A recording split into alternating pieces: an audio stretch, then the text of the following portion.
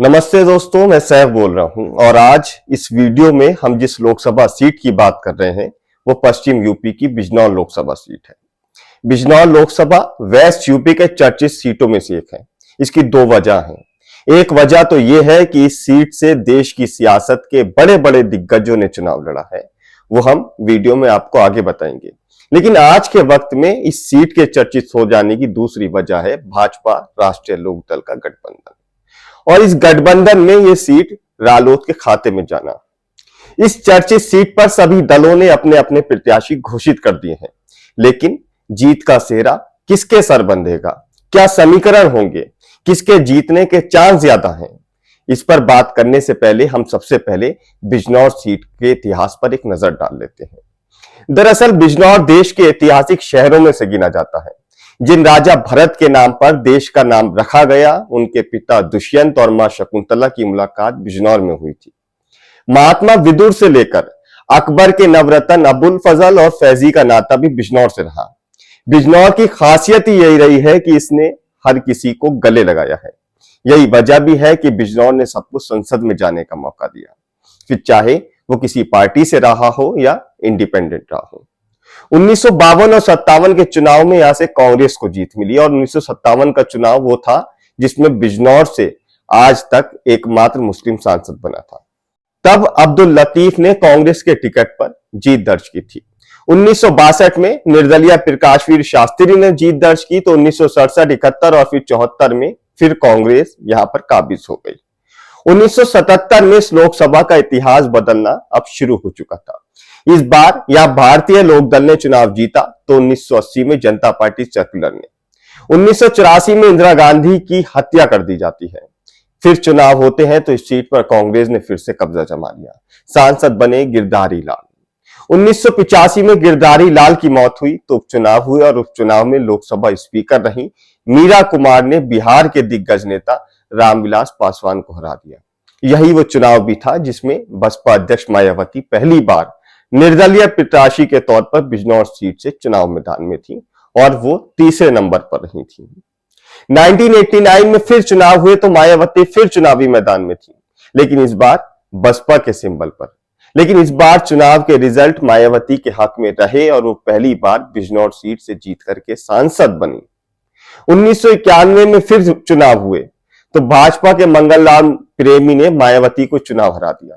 बस यही वो चुनाव था जिसके बाद मायावती ने बिजनौर जिले की राजनीति से नाता खत्म कर दिया। 1996 में फिर भाजपा के मंगलराम प्रेमी, 1998 में सपा की ओमवती, 99 में भाजपा के शीशराम नवी, 2004 में रालोद के मुंशीराम पाल, 2009 में राष्ट्रीय लोकदल के संजय सिंह चौहान। लेकिन दोनों चुनावों में फर्क था। 2004 में रालोद सपा के साथ थी और 2009 में भाजपा के साथ। 2014 में भाजपा के भारती सिंह और 2019 में बसपा के मलूक नागर सपा बसपा और राष्ट्रीय लोकदल गठबंधन से जीत करके संसद पहुंचे थे।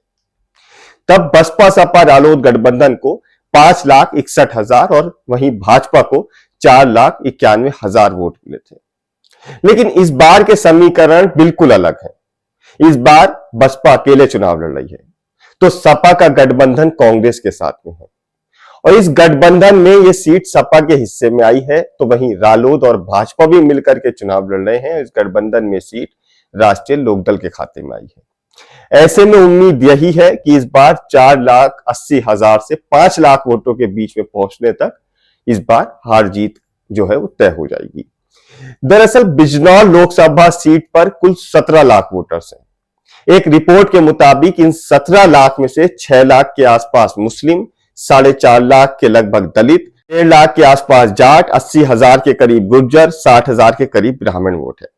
बिजनौर लोकसभा कुल 5 विधानसभा सीटों से मिलकर के बनती है। बिजनौर की सदर और चांदपुर, मेरठ की हस्तिनापुर और मुजफ्फरनगर की पुरकाजी और मीरापुर। मीरापुर से राष्ट्रीय लोकदल के विधायक चंदन सिंह चौहान रालोद प्रत्याशी के तौर पर चुनाव मैदान में हैं, जो कि गुर्जर समाज से आते हैं। बसपा ने जाट समाज से आने वाले विजेंद्र सिंह को चुनावी मैदान में उतारा है। यहां सबसे ज्यादा असमंजस की स्थिति समाजवादी पार्टी की हो रही है। कुछ दिन पहले ही समाजवादी पार्टी ने यहां से दलित समाज से आने वाले यशवीर सिंह धोबी को अपना प्रत्याशी बनाया था, लेकिन कल ही यशवीर सिंह का टिकट काटकर नूरपुर के विधायक राम अवतार सैनी के बेटे दीपक सैनी को टिकट दिया है। इसमें सबसे ज्यादा जो मजेदार बात है वो ये है कि यशवीर सिंह बिजनौर लोकसभा से टिकट मांग ही नहीं रहे थे, बल्कि वो तो नगीना सुरक्षित सीट से चुनाव लड़ना चाहते थे, वहां से विधायक भी रहे, सांसद भी रहे। समाजवादी पार्टी किस तरह से चुनावी मोड में रहती है, आप इस बात का अंदाजा इसी बात से लगा सकते हैं कि टिकट पहली बात तो यशवीर सिंह को वहां दिया जहां वो मांग नहीं रहे, फिर उसके बाद टिकट हो भी गया तो यशवीर सिंह एक बार भी बिजनौर नहीं आए। हालांकि इस सीट पर रुचि वीरा और शाहिद मंजूर जैसे बड़े बड़े नेता टिकट मांग रहे थे, लेकिन अखिलेश यादव ने यहां से सैनी समाज से आने वाले दीपक सैनी को अपना प्रत्याशी बनाया है। दीपक सैनी को खुद अधिकतर सपा के कार्यकर्ताओं ने आज तक नहीं देखा है। आप देखिए कि मतलब जहां से रुचि वीरा, शाहिद मंजूर, कादिर राणा जैसे दिग्गज टिकट मांग रहे थे, वहां से एक ऐसे व्यक्ति से अखिलेश यादव कह रहे हैं कि भैया जाओ चुनाव लड़ो, जो कभी ना नेता रहा है ना कभी प्रधानी का चुनाव जीता है। यदि उनके विधायक पिता की पहचान हटा ली जाए तो दीपक सैनी की राजनीति में अपना कोई उनका दीपक जलता हुआ दिखाई नहीं देता है, जबकि सैनी समाज भाजपा का कोर वोटर भी माना जाता है। ऐसे में अखिलेश यादव ने क्या सोच करके बिजनौर से प्रत्याशी का चयन किया है, ये राजनीति के जानकारों की समझ में अभी तक नहीं आ पाया है।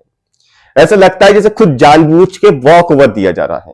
कुछ समाजवादी पार्टी के नेता और कार्यकर्ता भी अखिलेश यादव के इस फैसले से हैरान और परेशान हैं और इस फैसले का विरोध भी कर रहे हैं।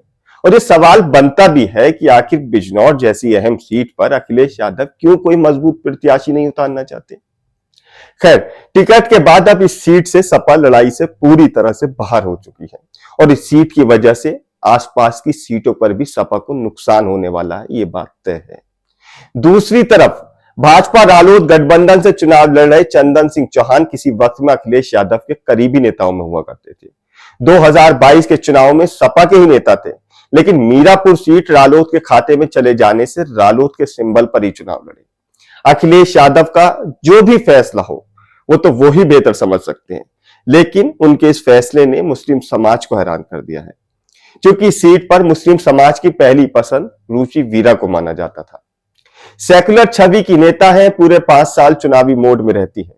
ऐसे में यदि समाजवादी पार्टी को मुस्लिम समाज की नाराजगी का सामना करना पड़ा तो यहां भाजपा रालोद गठबंधन और बसपा के बीच में कड़ी टक्कर देखने को आपको मिल सकती है।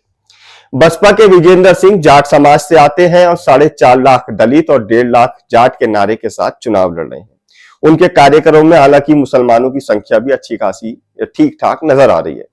यदि वो अपने ही जाट समाज के वोट का एक बड़ा हिस्सा और ठीक ठाक संख्या में मुस्लिम समाज का हिस्सा लेने में कामयाब हो जाते हैं, दलित उनके साथ पहले से ही है, तो जीत के पायदान तक पहुंचने में उन्हें फिर कोई दिक्कत नहीं है। दूसरी तरफ भाजपा रालोद गठबंधन के चंदन सिंह चौहान गुर्जर समाज से आते हैं। पिता संजय चौहान भी बिजनौर से 2009 से 14 तक सांसद रहे हैं। चंदन भाजपा रालोद के जो बेस वोटर्स के अलावा अपने गुर्जर समाज के वोटों की हुंकार बढ़ती हुई चुनावी मैदान में ताल ठोक रहे हैं। इसके अलावा मीरापुर और पुरकाजी विधानसभा में उनकी मुस्लिम समाज में भी एक अच्छी पकड़ है, लेकिन मुस्लिम समाज का कितना वोट वो बीजेपी गठबंधन के साथ ट्रांसफर करा पाएंगे, ये देखना अभी बाकी है। खैर, कुल मिलाकर इस सीट पर चुनावी लड़ाई भाजपा और बसपा के बीच होने जा रही है और बेहद दिलचस्प होने जा रही है। आपको क्या लगता है कि इस सीट पर कौन प्रत्याशी जीतने वाला है, उसका नाम कमेंट सेक्शन में जरूर लिखिएगा। साथ ही दोस्तों, मैं आप तक इस तरह से सभी लोकसभा सीटों का समीकरण पहुंचा रहा हूं। यदि आपको ये पसंद आ रहा है तो चैनल को सब्सक्राइब और वीडियो को लाइक जरूर कीजिएगा।